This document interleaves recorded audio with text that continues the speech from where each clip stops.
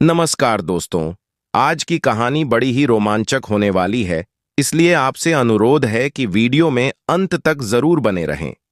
दोस्तों, एक लड़की जैसे ही डीएम बनती है तो वह अपनी सरकारी गाड़ी को लेकर एक बहुत बड़े बंगले के सामने जाकर खड़ी हो जाती है। वह गाड़ी से उतरती है और उतरने के बाद उस घर की डोर बेल बजाती है। अंदर से एक बूढ़ा व्यक्ति बाहर निकलता है और वह उस लड़की से पूछने लगता है कि बेटी तुम कौन हो और तुम्हें किससे मिलना है। उसके बाद डीएम साहिबा एक व्यक्ति का नाम बताती है, लेकिन वह व्यक्ति उन्हें बताता है कि वह लोग तो यहां से काफी दिन पहले जा चुके हैं और फिलहाल वह कहां रहते हैं इस बारे में मुझे कुछ नहीं पता है। इसके बाद जो डीएम साहिबा होती है वह मायूस होकर वहां से उल्टा अपनी गाड़ी में बैठती हैं और वहां से चली जाती है। दोस्तों, आखिर कौन था वह व्यक्ति जिनके बारे में डीएम साहिबा पता कर रही थी, और ऐसा क्या कारण था जिस वजह से उनके नाम मिलने पर डीएम साहिबा मायूस हो गई थी? दोस्तों, लखनऊ के एक जिले में एक स्कूल होता है। इस स्कूल के अंदर एक प्रमोद नाम का लड़का पढ़ा करता है, जिसके पिता करोड़पति होते हैं और उनका ढेर सारा कारोबार भी है। तो प्रमोद को पैसों की कोई भी दिक्कत नहीं होती है। वह गाड़ी से आया जाया करता था और स्कूल के अंदर फुल एंजॉय कर रहा था। एक दिन प्रमोद जब अपनी क्लास में बैठा हुआ था तो उसकी नजर अपने ही क्लास की एक लड़की पर पड़ती है, जिसका नाम होता है प्रिया, जो कि मिडिल क्लास फैमिली से बिलोंग किया करती है। उसके पिता सरकारी टीचर हैं, लेकिन वह पढ़ने लिखने में काफी ज्यादा होशियार है। एक दिन टीचर कुछ सवाल पूछ रहे थे तो उस सवाल का जवाब देने के लिए प्रिया अपनी सीट पर खड़ी होती है और उसी दौरान प्रमोद की नजर प्रिया पर टिक जाती है। प्रिया, जो देखने में बहुत ही ज्यादा खूबसूरत थी, और प्रमोद जैसे ही उसे देखता है तो पहली ही नजर में उससे प्यार कर बैठता है और वह मौका ढूंढने लगता है कि किसी तरह से प्रिया से बात हो। दोस्तों, धीरे धीरे समय बीतता है और समय के साथ साथ प्रमोद क्लास के अंदर बैठा बैठा प्रिया की तरफ घूर घूर कर देखता रहता है। स्कूल के अंदर 7 महीने बीत जाते हैं पढ़ाई करते हुए, और 7 महीने बाद अचानक से एक दिन प्रमोद को मौका मिल जाता है प्रिया से बात करने का, क्योंकि प्रिया फिलहाल लाइब्रेरी में बैठी हुई थी और उसके आसपास कोई भी नहीं था। इसके बाद प्रमोद झिझकते हुए उसके पास जाता है और वहां जाकर उससे बात करने लगता है। प्रिया प्रमोद के बारे में जानती थी कि वह पैसे वाला है, तो इसी वजह से प्रिया प्रमोद से दूर होने लगती है। वह सोचती है कि पैसे वाला है, कहीं मेरा गलत फायदा उठाना ना चाहे, लेकिन तभी प्रमोद हिम्मत करके अपने दिल की बात प्रिया से कह देता है और कहता है कि प्रिया, जब से मैंने तुमको देखा है तभी से तुम बार बार मेरे सामने आया करती हो और मुझे लगता है कि मुझे तुमसे प्यार हो गया है। अब यह बात सुनकर प्रिया, जो बात अब तक सोच रही थी, वह बात बार बार उसके दिमाग में हिट करने लगती है और वह सोचने लगती है कि सच में यह मेरा फायदा उठाना चाहता है और इसी वजह से मेरे सामने अपने झूठे प्यार का इजहार कर रहा है। तो वह उसे मना कर देती है और कहती है कि प्रमोद, देखो, मेरे पिताजी बहुत गरीब व्यक्ति हैं, हम लोग तुम्हारे आसपास भी नहीं हैं, तो हमारा तुम्हारा इस तरह से बातें करना बिल्कुल भी ठीक नहीं है। अगर मेरी बदनामी हो गई तो बहुत कुछ गलत हो जाएगा। ऐसा कह प्रिया वहां से उठकर चली जाती है और प्रमोद मन के अंदर बहुत कुछ बातें सोचने लगता है। वह सोचता है कि प्रिया मेरे बारे में गलत समझ रही है, इसी वजह से उसने ऐसा कहा है। तो उसको विश्वास दिलाने के लिए वह बार बार प्रिया के सामने ऐसी बातें किया करता जिन बातों से प्रिया को भी प्रमोद से धीरे धीरे प्यार होने लगता है। इस बात को देखकर प्रिया भी इंप्रेस हो जाती है और उसके बाद प्रिया भी प्रमोद से धीरे धीरे बात करने लगती है। प्रमोद प्रिया से अपने प्यार का इजहार दोबारा से कर देता है और इस बार जो प्रिया होती है उसके प्यार को स्वीकार कर लेती है और कहती है कि ठीक है प्रमोद, मैं भी तुमसे प्यार करती हूं और हम दोनों एक साथ रहेंगे। इसके बाद प्रमोद और प्रिया एक दूसरे के साथ ज्यादा से ज्यादा टाइम बिताया करते हैं और इस बात के बारे में स्कूल के अंदर ज्यादातर सभी को पता चल गया था कि फिर धीरे धीरे उनकी ग्रेजुएशन कंप्लीट हो जाती है। और जैसे ही ग्रेजुएशन कंप्लीट होती है तो उसके बाद प्रमोद प्रिया से कहने लगता है कि प्रिया, अब हम दोनों को शादी कर लेनी चाहिए। अब प्रिया जैसे इस बात को सुनती है तो उससे कहने लगती है कि प्रमोद, देखो, बात तो तुम सही कह रहे हो, लेकिन मेरे ख्याल से तुम्हारे घर वाले इस शादी के लिए नहीं मानेंगे, क्योंकि मेरे पिता एक एक मामूली से टीचर है और तुम्हारे पिता करोड़पति हैं, तो वह मना कर देंगे शादी के लिए। लेकिन प्रमोद उससे कहता है कि नहीं, ऐसी बात नहीं है, मैं अपने घर वालों से इस बारे में बात कर लूंगा और कोई भी कैसी भी दिक्कत नहीं है। इसके बाद प्रमोद अपने घर जाता है और अपने पिता से अपनी शादी की बात करने लगता है। कहने लगता है कि पिताजी, एक प्रिया नाम की लड़की से मैं प्यार करता हूं और मैं चाहता हूं कि मैं उसी से शादी कर लूं। अब पिता जैसे इस बात को सुनता है तो अंदर ही अंदर बहुत कुछ अपने बेटे के बारे में सोचने लगता है, क्योंकि वह करोड़पति व्यक्ति था।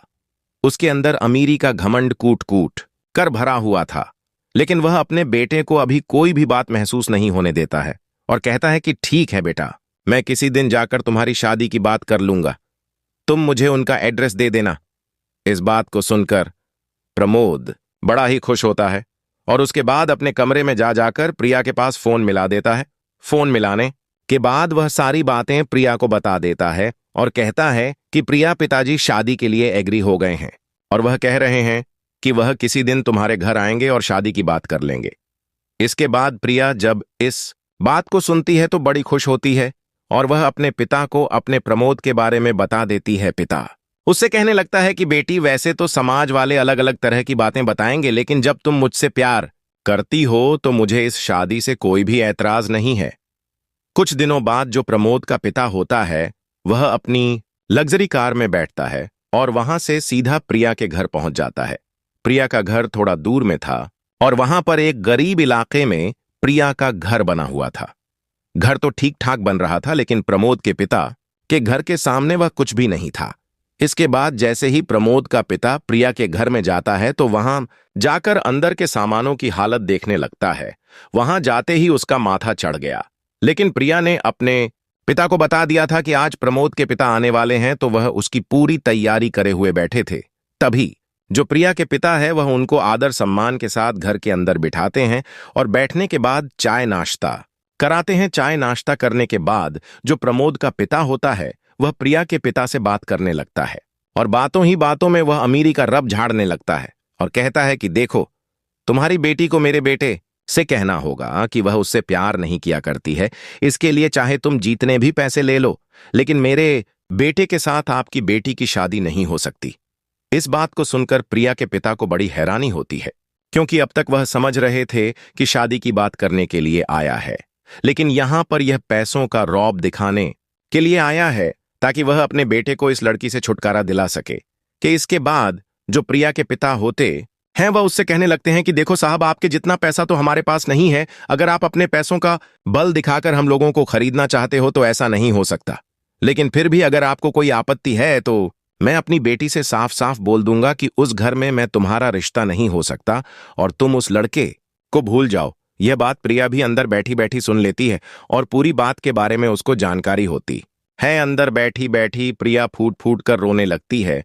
इधर जो प्रमोद का पिता होता है वह वहां से जाने लगता है और कहता है, आपका बहुत बहुत धन्यवाद जो आपने मेरी इस बात को मान लिया, और इसके बाद अपनी गाड़ी में बैठा और वहां से चला जाता है। प्रिया इस बात को सुनकर पूरी तरह से टूट गई थी।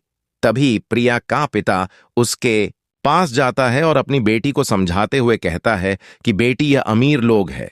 जब बाप के अंदर इतना घमंड है पैसों का तो बेटे के अंदर भी इतना ही होगा। तुम ऐसा करो, उसे मना कर दो कि तुम उससे शादी नहीं कर सकती। अब प्रिया प्रमोद को पिछले 2.5 साल से जानती थी, लेकिन अभी अभी प्रमोद का पिता जो कहकर गया है और उसके पिता ने उससे जो बात कही है वह कहीं ना कहीं उसे सच लग रही है। इसी वजह से प्रिया प्रमोद के पास फोन करती है और उसे अपने आप को भूल जाने के लिए कह देती है। अब प्रमोद जब इस बात को सुनता है तो उससे पूछने लगता है कि प्रिया, ऐसा क्या हुआ? हम पिछले 2.5 साल से एक दूसरे को अच्छी तरह से जानते हैं। तुम्हें जो भी परेशानी हो तो मुझे बता सकती हो। लेकिन प्रिया उसे कुछ भी बताने से मना कर देती है और फोन काट देती है, यह कहकर कि आज के बाद मुझे फोन मत करना और मैं तुम्हें नहीं जानती और तुम मुझे नहीं जानते। अब जो प्रमोद होता है उसे इस बात पर बड़ी हैरानी होती है कि ऐसा क्या हो गया जो प्रिया खुद शादी के लिए मना कर रही है। इसके थोड़ी देर बाद प्रमोद के पिता वहां पर आ जाते हैं तो प्रमोद अपने पिता से पूछने लगता है कि पिताजी, वहां पर ऐसा क्या हुआ था जो प्रिया ने फोन करके मुझे शादी से मना कर दिया है? तो जो प्रमोद का पिता होता है वह उसे कह देता है कि बेटा, उस घर में मैं तेरी शादी नहीं करवा सकता क्योंकि वह घर बहुत ही छोटा है और वह लोग हमारे आगे बहुत ही ज्यादा गरीब है। उन लोगों से हमारी कोई बराबरी नहीं है, तो तू उसे भूल जा, यही अच्छा होगा। अब प्रमोद जैसे इस बात को सुनता है तो एकदम से अपने पिता से कहने लगता है कि पिताजी ऐसा नहीं हो सकता, मैं उस लड़की से प्यार करता हूं और मैं उसी से शादी करूंगा। लेकिन पिता अपने बेटे को साफ साफ बोल देता है कि मैं नहीं चाहता कि तुम उस लड़की से शादी करो। अगर तुमने ऐसा किया तो देख लेना, फिर मैं अपने आप को इस दुनिया से विदा कर लूंगा। अब जैसे ही प्रमोद अपने पिता की इस बात को सुनता है तो वह बड़ा ही असमंजस में पड़ जाता है। एक तरफ तो उसका 2.5 साल पुराना प्यार था जिससे 2.5 साल से वह प्यार किया करता था, और दूसरी तरफ उसका जीवन भर का प्यार था उसका पिता, जिसे वह बचपन से जाना पहचाना करता था और उसकी उंगली पकड़कर उसने चलना सीखा था। इसके बाद जो प्रमोद है थोड़ी देर तक सोच विचार करता है और सोच विचार करने के बाद कह देता है कि ठीक है पिताजी, अगर आप नहीं चाहते कि मैं उस लड़की से शादी करूं तो मैं बिल्कुल भी उस लड़की से शादी नहीं करूंगा। लेकिन आप यह बात भी सुन लीजिए, उसके सिवा मैं किसी से शादी नहीं कर सकता और जीवन भर में ऐसे ही रहूंगा। इस बात को सुनकर पिता को थोड़ा सा धक्का लगता है, लेकिन फिर वह सोचने लगता है कि हो सकता है अभी अभी इसका दिल टूटा है, इस वजह से ऐसी बातें कर रहा हो। तो वह कह देते हैं कि ठीक है, अगर तुझे शादी नहीं करनी तो तू बेशक से मत कर, लेकिन उस घर में तुम्हारी शादी नहीं हो सकती। प्रमोद इस बात को लेकर बड़ा ही परेशान रहने लगता है। वह दिन भर अपने कमरे के अंदर रहा करता, ना किसी से ज्यादा बात किया करता और ना ही अपने दोस्तों से मिलने जुलने के लिए जाया करता। पहले प्रमोद अपने दोस्तों के साथ घूमा करता था, लेकिन अब उसकी जिंदगी पूरी तरह से चेंज हो गई है। अब पिता जब अपने बेटे की हालत देखता है तो उसे तरस तो आता है। वह सोचता है कि क्यों ना उसी से शादी करा दूं, लेकिन कहीं ना कहीं उसके जो पैसों का घमंड उसके दिमाग में पल रहा था वह उसके सामने आ जाता है और वह उसको बार बार रोक लेता है उस लड़की के साथ अपने बेटे की शादी कराने से। इसके बाद कई बार वह अपने बेटे को समझाने की कोशिश करता है, लेकिन बेटा उसकी एक बात नहीं सुनता है। धीरे धीरे इसी तरह से 3 साल बीत जाते हैं। 3 साल तक ना तो प्रमोद ने प्रिया को कभी फोन किया था और ना ही पूरी तरह से उसे अपने दिमाग से निकाल पाया था। प्रमोद के पिता जबरदस्ती उसको इधर उधर फंक्शन में ले जाया करते थे, लेकिन प्रमोद का कहीं भी मन नहीं लगा करता है और वह ऐसे ही गुमसुम सा उस फंक्शन में घूमकर वापस आ जाया करता। ऐसे ही एक फंक्शन में प्रमोद अपनी पूरी फैमिली के साथ जा रहा था और जैसे ही वह लोग वहां से वापस लौट रहे थे तो उसका पिता उसे धमकाने लगता है उस लड़की की बात को लेकर और कहता है कि तूने अच्छा नहीं किया, जो कुछ भी तू कर रहा है वह बहुत ही गलत है, इस वजह से हमें बहुत ही ज्यादा दुख होता है। लेकिन तभी प्रमोद अपने पिता को दोबारा से वही बात कह देता है जो काफी दिनों पहले उसने अपने पिता से कही थी। इस बात को सुनकर पिता थोड़ा सा परेशान हो जाता है और वह गाड़ी को थोड़ा तेज भगाने लगता है। कहता है कि मैंने तुझे बचपन से पाल पोस कर बड़ा किया है और तूने जरा भी मेरी इस बात पर ध्यान नहीं दिया है और तू अपने मन की करना चाहता है। इसके बाद जो प्रमोद की मां होती है वह भी उसे समझाने लगती है, कहती है कि बेटा जो तेरे पिता कह रहे हैं ठीक है, उनकी बात मान जा, उनकी जिद को भी समझ ले। लेकिन प्रमोद साफ साफ हमना कर देता है और कहता है कि मां मैं ऐसा कुछ भी नहीं करूंगा। गाड़ी के अंदर इसी तरह की बातें चल रही थी, बाप बेटे में बहस हो रही थी और मां दोनों के झगड़े को शांत कराने की कोशिश कर रही थी। तभी उसी दौरान जो प्रमोद का पिता होता है उसका रोड से ध्यान हट जाता है और एकदम से उनकी गाड़ी का बहुत जोरदार एक्सीडेंट हो जाता है। और जैसे ही प्रमोद को होश आता है तो वह देखता है कि उसके पैर में बहुत ही गहरी चोट लगी हुई है और उसकी मां की मौत हो चुकी है। उसके पिता अपनी जिंदगी की आखिरी सांसें गिन रहे हैं तो वह फौरन से अपने पिता की तरफ जाता है और उन्हें जैसे तैसे करके बाहर निकालने की कोशिश करता है। तो जो प्रमोद का पिता है वह उसे अपने आप को बाहर निकालने से मना कर देता है और कहता है कि बेटा मुझे बेशक से बाहर मत निकालो, क्योंकि अब मेरा अंतिम समय आ गया है। मुझे लगता है कि अब मैं जिंदा नहीं बच पाऊंगा और मैं इस दुनिया से जाने से पहले तुमसे एक बात कहना चाहता हूं।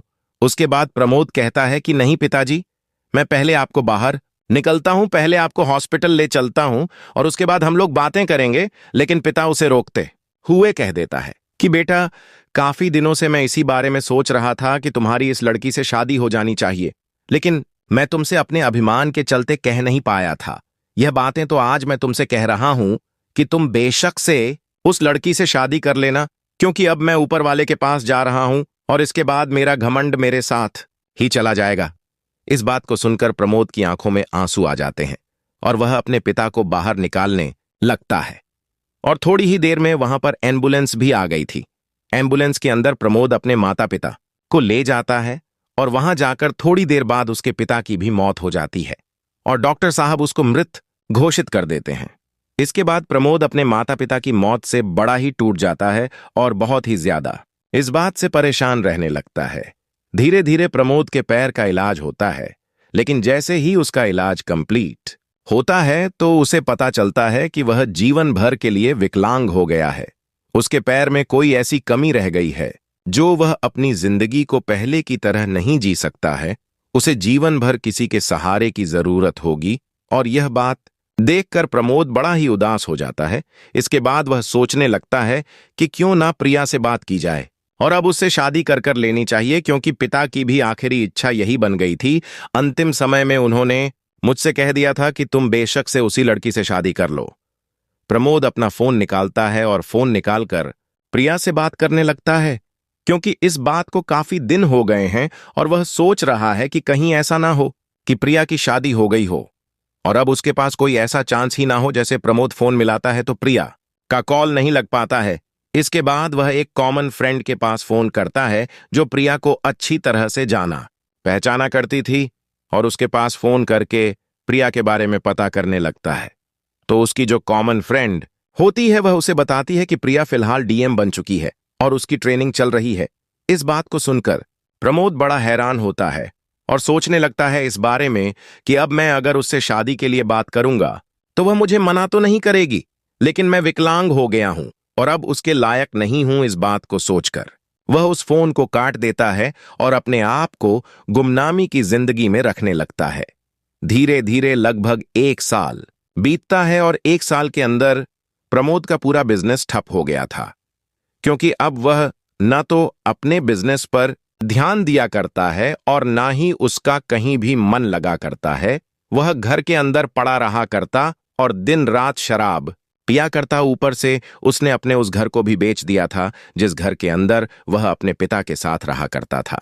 उसके बाद प्रमोद उस घर को बेचने के बाद वहां से चला जाता है उन पैसों को लेकर और इधर उधर भटकने लगता है। इधर जो प्रिया होती है उसकी जैसी ट्रेनिंग कंप्लीट होती है तो उसके बाद एक जगह पर उसकी पोस्टिंग हो जाती है और वहां पर रह करके कार्यभार संभालने लगती है। लेकिन जो प्रिया होती है उसके दिमाग में अब भी प्रमोद बसा हुआ था और वह वहां से सीधा अपनी गाड़ी लेती है और गाड़ी लेकर प्रमोद के घर पर पहुंच जाती है। और वहां जाकर जैसे ही वह दरवाजा खटखटाती है तो घर के अंदर से कोई और व्यक्ति निकलता है और उसे बता देता कि वह लोग तो यहां से काफी दिनों पहले इस घर को बेचकर जा चुके हैं। इसके बाद जो प्रिया होती है वह प्रमोद के बारे में पता करने लगती है और लगभग 1 महीने बाद उसे प्रमोद के बारे में पता चल जाता है। प्रमोद यहां से अपना घर छोड़कर एक गरीब बस्ती में रहा करता है, जहां पर वह इधर उधर छोटी मोटी मजदूरी करके अपना समय व्यतीत कर रहा है। इसके बाद प्रिया उसका प्रॉपर एड्रेस लेती है और सीधा उसके घर पहुंच जाती है जहां पर प्रमोद फिलहाल रहा करता था। प्रमोद फिलहाल घर के अंदर ही बैठा हुआ था और जैसे ही वह प्रिया को अपने घर के दरवाजे पर देखता है तो एकदम से उससे आंखें चुराने लगता है। प्रिया ने अपना हाल पूरी तरह से बेहाल कर रखा था। तभी जो प्रिया होती है वह उसके पास जाती है और कहने लगती है कि प्रमोद, ये क्या हाल बना रखा है, तुम कैसे थे और अब अपने आप को आईने में देखो, तुम्हारी क्या हालत हो गई है। लेकिन जो प्रमोद होता है वह उसे मना कर देता है कि कौन प्रमोद, कैसा प्रमोद, मैं प्रमोद नहीं हूं। देखो आपको कोई गलत फहमी हुई है, यहां पर कोई प्रमोद नाम का व्यक्ति नहीं रहता है। हालांकि प्रमोद ने प्रिया को पहचान लिया था, लेकिन फिर भी वह उसे पहचानने से मना कर रहा था। इसके बाद जो प्रिया होती है उसकी आंखों में आंसू आ गए थे प्रमोद की ऐसी हालत देखकर और उसके मुंह से इन बातों को सुनकर वह उसे कहने लगती है कि प्रमोद, मैंने ऐसी क्या गलती कर दी जो तुम मुझे पहचानने से मना कर रहे हो? क्या अभी तुम उस बात के लिए नाराज हो जो बात मैंने तुमसे उस दिन कही थी? लेकिन फिर भी प्रमोद उसे मना करने लगता है। कहता है कि मैं पहले तो आपको जानता ही नहीं और फिर आप कौन सी बातों की बात कर रहे हो और कौन प्रमोद, किसका प्रमोद और कैसा प्रमोद, आप यहां से चली जाओ, आपके लिए बेहतर यही होगा। तो जो प्रिया होती है वह निर्मल का हाथ उठाती है और अपने सर पर रख देती है और कहती है कि अगर तुम प्रमोद नहीं हो तो मेरे सर पर हाथ रखकर इस बात की कसम खा जाओ कि तुम प्रमोद नहीं हो और मैं गलत आदमी को प्रमोद कहकर पुकार रही हूं। इस बात को सुनते ही प्रमोद की आंखों से आंसू बहने लगते और यह इस बात का प्रमाण था कि वह प्रमोद ही था। इसके बाद से प्रमोद की आंखों के आंसुओं को पोंछती है और उससे कहने लगती है कि प्रमोद, आखिर तुम्हारे साथ ऐसा क्या हुआ जो तुम्हारी हालत ऐसी हो गई, और तुम किस वजह से मुझे पहचानने से भी मना कर रहे हो। तो जो प्रमोद होता है वह अपनी पूरी कहानी प्रिया को बता देता है और कहता है कि प्रिया, अब मैं तुम्हारे लायक नहीं बचा। मेरे एक पैर में ऐसी दिक्कत आ गई है कि जीवन भर में किसी दूसरे के सहारे से चलूंगा। यहां पर भी मैं छोटे मोटे वैसे ही पढ़ाई लिखाई के काम किया करता हूं जिनसे मेरा गुजारा हो जाता है और अपने जीवन को व्यतीत कर रहा हूं। तो मेरे साथ में तुम अपनी जिंदगी को बर्बाद मत करो।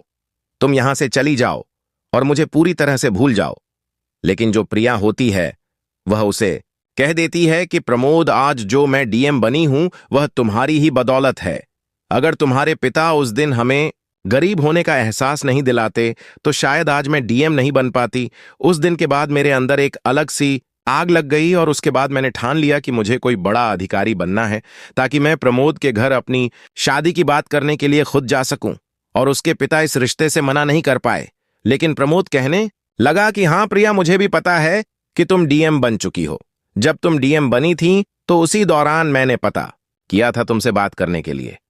लेकिन जब मैंने देखा कि तुम डीएम बन चुकी हो और मैं एक विकलांग हूं, तो मैंने सही नहीं समझा तुमसे बात करना, और इसी वजह से मैं आज तक तुमसे अछूता रहा हूं। इस बात को सुनकर प्रिया एकदम से प्रमोद के गले लिपट जाती है और कहती है कि प्रमोद, अब तुम चिंता मत करो, जो हो गया उसे भूल जाओ, लेकिन मैं तुमसे ही शादी करूंगी। ऐसा कहकर प्रिया प्रमोद को अपने साथ ले जाती है और वहां से सीधा एक अच्छे से सैलून में ले जाती है। सैलून में ले जाने के बाद उसको अच्छी तरह से तैयार करती है और तैयार करने के बाद अपने पिता को उससे मिला देती है। प्रिया के जो पिता थे वह शादी के खिलाफ बिल्कुल भी नहीं थे, तो उन दोनों बच्चों की शादी करने के लिए एग्री हो जाते हैं और प्रिया के पिता की देखरेख में दोनों की शादी हो जाती है। शादी होने के बाद प्रिया प्रमोद को अपने साथ रखती है और वहीं पर अच्छी तरह से जीवन व्यतीत करती है। उसने प्रमोद के लिए एक छोटा सा रोजगार खुलवा दिया था और प्रमोद ने अब शराब पीना भी छोड़ दिया था और अब वह अपनी पत्नी के साथ हंसी खुशी जीवन व्यतीत कर रहा है। तो दोस्तों, ये थी एक छोटी सी कहानी जहां पर एक लड़के को एक लड़की से प्यार हो जाता है, लेकिन अमीरी की वजह से उसका पिता उसे शादी करने से मना कर देता है।